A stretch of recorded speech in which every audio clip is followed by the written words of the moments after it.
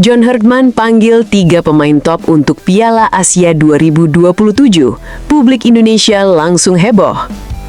Langkah mengejutkan kembali dilakukan pelatih Timnas Indonesia, John Herdman, dalam persiapan menuju Piala Asia 2027.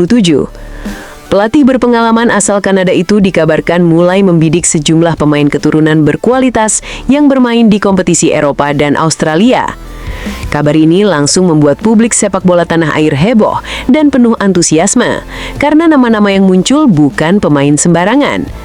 Jika benar bergabung, kekuatan Timnas Indonesia diprediksi bisa naik level dan menjadi ancaman serius bagi negara-negara Asia lainnya. 3 nama yang paling ramai diperbincangkan adalah Pascal Struijk, Luc Vickery, dan Danny van den Heuvel. Ketiganya memiliki kualitas, pengalaman, dan potensi besar yang dinilai mampu membawa Timnas Indonesia tampil lebih kompetitif di level internasional. Kehadiran mereka juga diyakini bisa menjadi bagian dari revolusi besar skuad Garuda menuju era baru yang lebih kuat, lebih modern, dan lebih menakutkan. 1. Pascal Struijk. Pascal Augustus Struijk yang lahir pada 11 Agustus 1999 merupakan sosok bek tangguh yang saat ini bermain untuk klub besar Inggris, Leeds United, di kompetisi Premier League. Tak hanya menjadi pemain inti, Struijk bahkan dipercaya menjabat sebagai wakil kapten tim, sebuah bukti nyata bahwa dirinya memiliki kualitas kepemimpinan dan mentalitas luar biasa di atas lapangan. Pemain berdarah Belanda ini sebelumnya pernah memperkuat Timnas Belanda kelompok umur U17. Dengan postur tinggi, kemampuan duel udara yang sangat kuat, serta ketenangan dalam mengatur lini belakang, Struijk dianggap sebagai salah satu bek modern yang komplit. Ia bukan hanya piawai menghentikan serangan lawan, tetapi juga mampu membantu membangun permainan dari belakang dengan umpan-umpan akurat dan visi bermain yang matang. Yang membuat namanya semakin menarik untuk Timnas Indonesia adalah fleksibilitas permainannya. Selain berposisi alami sebagai bek tengah, Struijk juga bisa dimainkan sebagai bek kiri maupun gelandang bertahan. Kemampuan serba bisa seperti ini tentu menjadi aset sangat berharga bagi John Herdman yang dikenal menyukai pemain multifungsi dalam strateginya.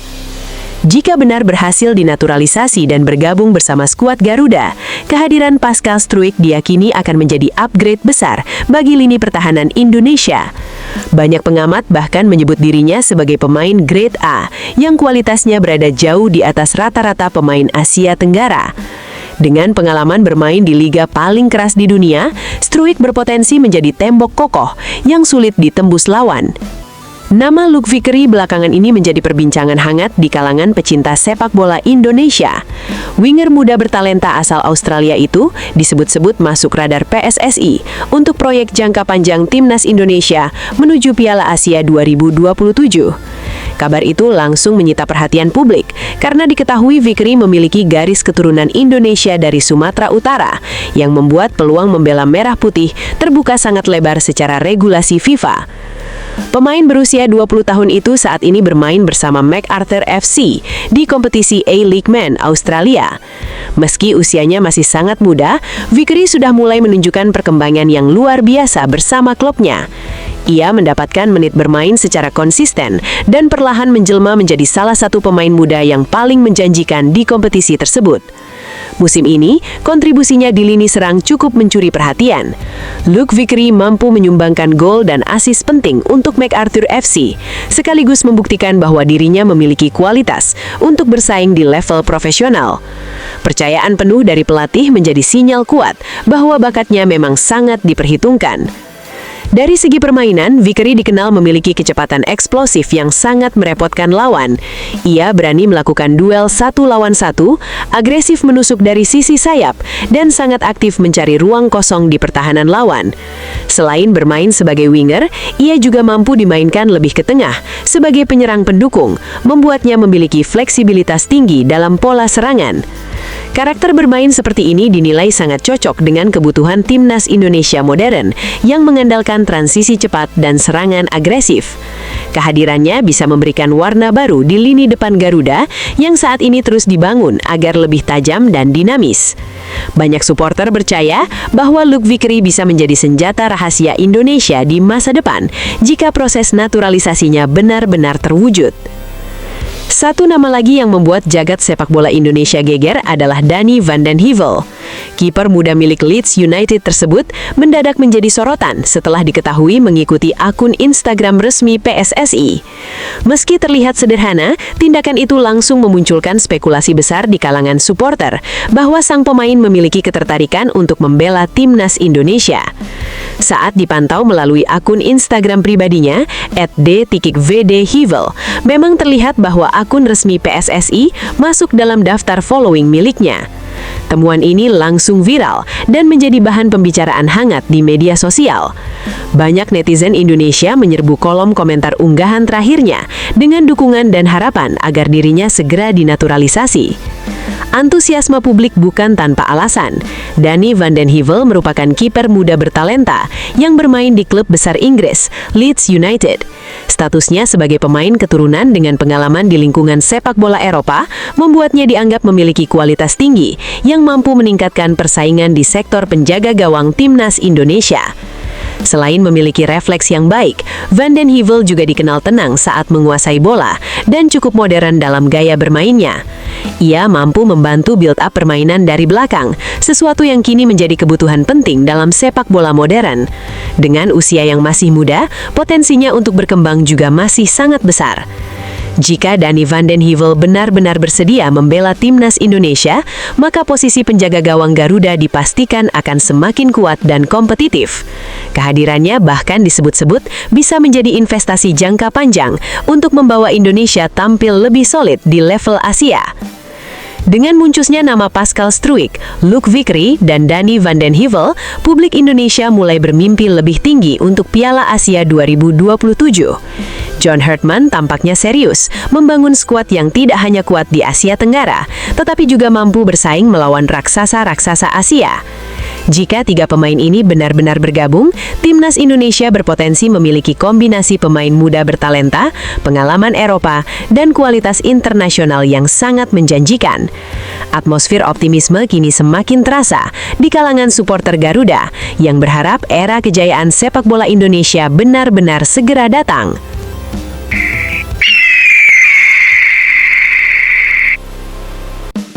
Indonesia U17 out, Kurniawan Dwi Yulianto buka suara dan minta maaf ke publik.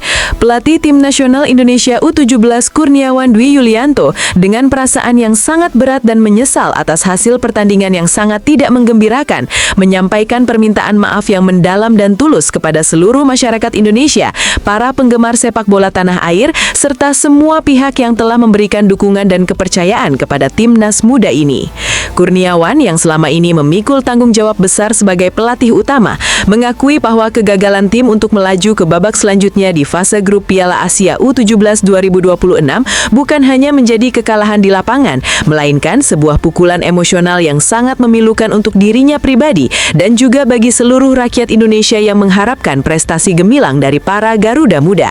Permintaan maaf ini disampaikannya setelah menyadari bahwa perjuangan yang telah dilakukan para pemain dan staf pelatih selama ini belum mampu memberikan hasil yang memuaskan dan sesuai dengan harapan besar yang dipikul bersama.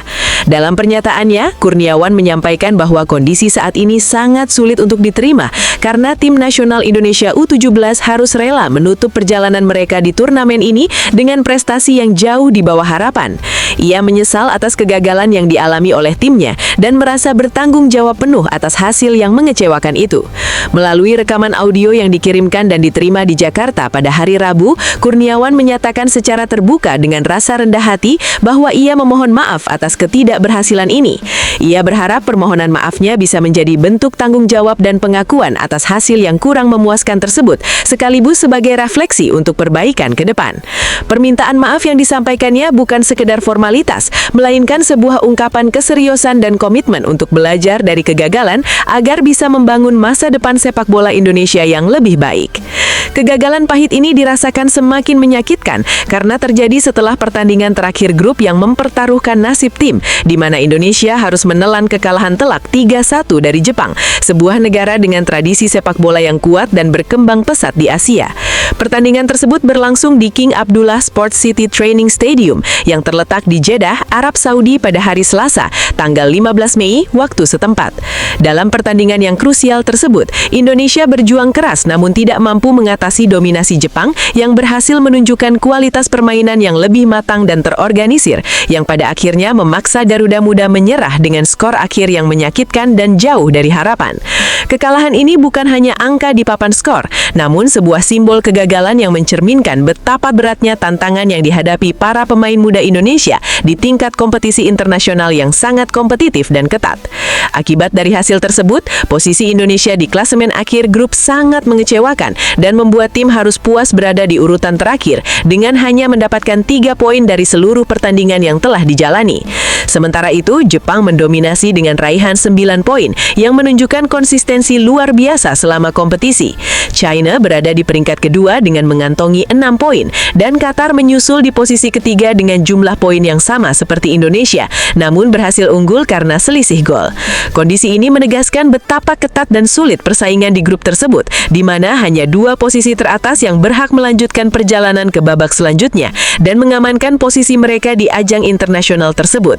Posisi juru kunci yang ditempati Indonesia memperlihatkan kondisi nyata bahwa persaingan di level ini sangat brutal dan setiap kesalahan di lapangan dapat berakibat fatal bagi peluang untuk meraih sukses atau bahkan sekedar bertahan di arena kompetisi tingkat tinggi. Klasemen akhir grup menjadi penentu yang sangat krusial bagi penentuan tim-tim yang berhak meraih tiket untuk berlaga di putaran final Piala Dunia U17 2026, sebuah ajang bergengsi yang menjadi impian setiap negara dalam mengembangkan bibit-bibit muda mereka di dunia sepak bola. Sesuai aturan yang berlaku, hanya 2 tim terbaik di setiap grup Piala Asia U17 2026 yang dapat melaju ke fase selanjutnya dan mengamankan posisi mereka di ajang internasional tersebut. Sayangnya, posisi debutan Indonesia yang berada di peringkat terbawah secara otomatis menghilangkan kesempatan mereka untuk melaju lebih jauh dengan konsekuensi yang tentu sangat menyakitkan dan merupakan pukulan besar bagi kita semua yang berharap tim bisa mengharumkan nama bangsa. Keputusan ini bukan hanya berdampak pada para pemain dan staf, tetapi juga merupakan momen evaluasi penting bagi para pengambil kebijakan dan seluruh elemen terkait dalam pengembangan sepak bola usia muda di tanah air. Di tengah situasi yang penuh kekecewaan tersebut, Kurniawan tidak lupa untuk menyampaikan penghargaan yang setinggi-tingginya kepada seluruh staf pelatih, ofisial, serta para pemain yang telah menaruh seluruh tenaga, pikiran dan perasaannya dalam persiapan serta pelaksanaan pertandingan Piala Asia U17 2026. Ia mengakui bahwa perjuangan yang telah dilakukan tidaklah mudah dan membutuhkan kerja keras yang luar biasa, mulai dari tahap latihan yang melelahkan, persiapan teknik dan mental, hingga menghadapi tekanan besar di setiap laga yang dimainkan. Meskipun hasil akhirnya buruk dan jauh dari yang diharapkan, dedikasi dan semangat juang yang diperlihatkan oleh seluruh elemen tim patut diapresiasi dan menjadi modal penting untuk membangun kembali. Rasa terima kasih ini disampaikan sebagai bentuk penghormatan dan dukungan moral agar semua pihak tetap termotivasi untuk terus berjuang di masa mendatang. Selain menyampaikan rasa syukur atas komitmen dan semangat tersebut, Kurniawan juga memberikan motivasi dan pesan kuat kepada para pemain muda yang mengalami kegagalan agar tidak menyerah dan terus melanjutkan perjuangan mereka. Ia menegaskan bahwa meskipun hasil saat ini sangat mengecewakan dan terasa menyakitkan, para talenta muda ini masih memiliki masa depan yang sangat panjang dan penuh dengan peluang untuk terus tumbuh dan berkembang menjadi pemain-pemain hebat di masa depan. Kurniawan berharap agar pengalaman pahit ini menjadi pembelajaran berharga yang menguatkan mental dan karakter para pemain sehingga mereka tidak mudah putus asa dan terus menggali potensi terbaiknya.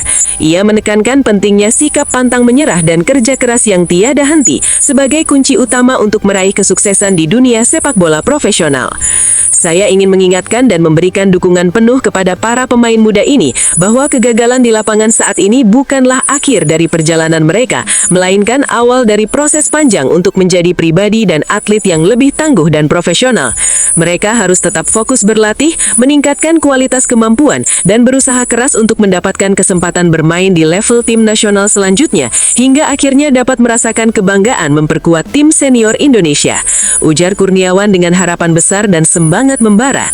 Ia mengajak para pemain untuk tidak berhenti bermimpi dan bekerja keras demi masa depan yang cerah, walaupun jalan yang ditempuh penuh dengan tantangan dan risiko. rintangan berat. Kegagalan yang dialami timnas Indonesia U17 dalam Piala Asia kali ini sangat kontras dan menjadi sebuah kemunduran yang signifikan jika dibandingkan dengan pencapaian mereka di ajang serupa pada tahun sebelumnya. Pada Piala Asia U17 2025, Garuda Muda berhasil menunjukkan performa yang jauh lebih baik dengan lolos hingga babak perempat final, sekaligus memastikan tempat mereka di Piala Dunia U17 2025, suatu pencapaian yang merupakan kebanggaan besar dan membanggakan bagi seluruh Indonesia. Namun sayangnya performa gemilang tersebut tidak dapat dipertahankan tahun ini, menandakan adanya tantangan besar dalam menjaga konsistensi dan kualitas persiapan tim di era sepak bola usia muda Indonesia. Kejadian ini menuntut evaluasi mendalam dari berbagai aspek, mulai dari pembinaan pemain, strategi pelatihan, hingga manajemen tim agar tidak terulang kembali kegagalan yang menyakitkan ini di masa depan. Dalam konteks yang lebih luas, kekalahan ini menimbulkan pertanyaan besar dan debat hangat di kalangan pengamat, pelatih, dan pecinta sepak bola tanah air mengenai kondisi dan kualitas pengembangan pemain muda di Indonesia saat ini. Ini juga membuka perbincangan serius mengenai efektivitas sistem pembinaan yang dijalankan, potensi sumber daya manusia yang ada, serta kesiapan tim dalam menghadapi persaingan sepak bola di level Asia dan internasional yang sangat kompetitif dan ketat. Evaluasi mendalam dan reformasi sistem pembinaan dinilai sangat krusial agar Indonesia bisa kembali menjadi kekuatan yang diperhitungkan di panggung sepak bola dunia. Kegagalan kali ini menjadi seruan keras bagi seluruh stakeholder sepak bola nasional untuk meningkatkan kualitas dan dedikasi demi masa depan yang lebih gemilang dan membanggakan bagi bangsa. Dengan segala rasa kecewa yang mendalam dan kenangan pahit yang tertinggal, perjuangan para pemain dan tim pelatih tidak boleh berhenti di sini. Mereka harus terus bangkit, memperbaiki kekurangan, dan menyusun strategi